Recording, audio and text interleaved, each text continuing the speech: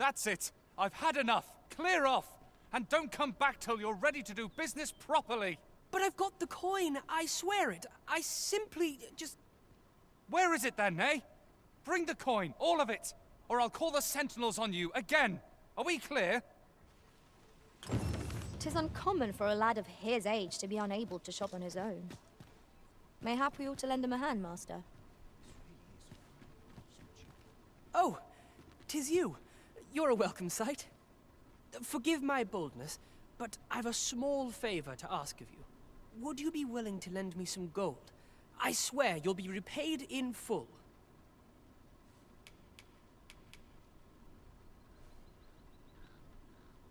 A trinket in yon shop caught my eye.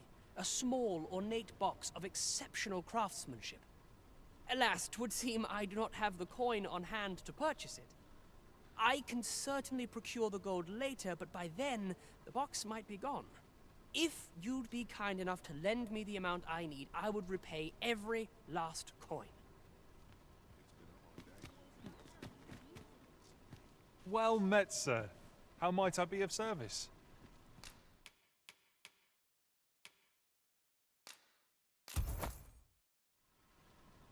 Always a pleasure. Yes? Is there aught I can do for you? Or could it be that you've reconsidered my request?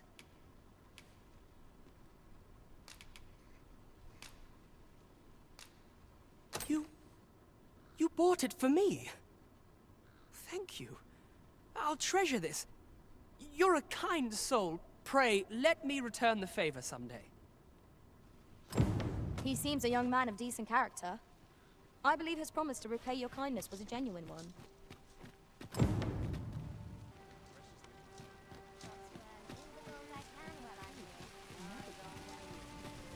We meet again. Truth be told, I was hoping we might. Would you care to stay and talk a moment? I'm glad. Sit down, won't you? I'm rather fond of this place. I ne'er imagined a city could be like this.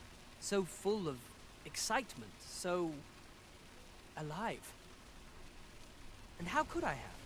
In all my life, I've hardly left the palace.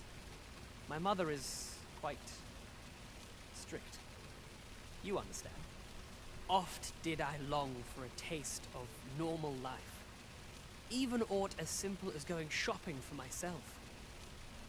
My mother has always procured the things I covet for me, so to pick out an item and obtain it with my own hands held a certain appeal.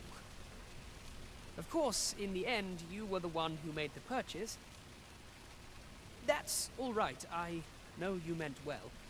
Besides, I can safely say it was still a novel experience. I wanted to give you something in return by way of thanks. Here, this is for you. My apologies, friend, but I'd best be going. I mustn't let Mother find out I left the palace. Thank you for indulging me. I do hope we'll see each other anon. Till then, farewell. There's a ladder here. We ought to put it to good use.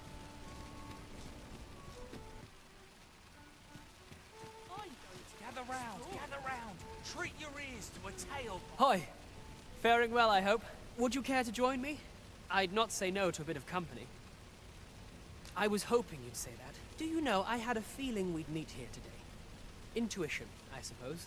Say, you're not from round here, are you? Are you a traveler? Have you seen many places? How I envy you. This city is all I know. I long to learn more of the outside world, but Mother won't allow it. She's always telling me how dangerous it is beyond the palace walls. But that only makes me question her judgment all the more. After all, if the world truly is so perilous, what of the lives of our people? They must be fraught with uncertainty, subject to harsh conditions. It seems unfair that I alone should be shielded from that reality. But listen to me waffling on. Ah, I almost forgot. I happened upon this little curio the other day. Here, you're welcome to it if you'd like. My apologies, friend, but I'd best be going. I mustn't let Mother find out I left the palace. thank you for indulging me. I do hope we'll see each other anon. Till then, farewell.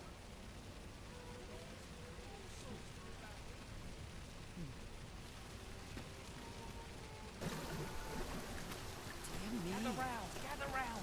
Treat your ears to a tale by... Hoy, friend! Have you any time for me today? I dare say we're overdue another talk.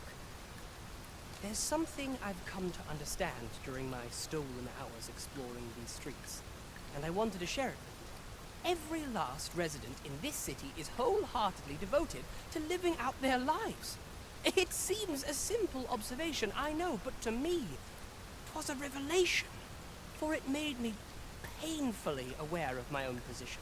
Can this existence of mine even be called living when I am so doted upon by my mother? I want to live a life I can proudly call my own, and to achieve it with all that my heart desires. I tire of enduring my mother's coddling, and of having to mind every twitch in her face in order to appease her. Looking at this box, it fills me with courage. 'Tis proof that I am not my mother's servant to be willed about as she pleases. 'Tis something I obtained of my own will, though it came to me through you, of course. Pray, take this with my thanks. 'Tis quite a rarity, as I hear it. I hope 'tis to your liking. Now, I'd best be off. I may not be able to wander the city again for some time. There's aught I would do. Thus, I cannot say when next we'll see each other, though I feel sure we shall in time. Perhaps sooner than we might think. Till then, take care, friend. That was quite a gift. I hope that procuring it was not a burden upon the lad. True enough.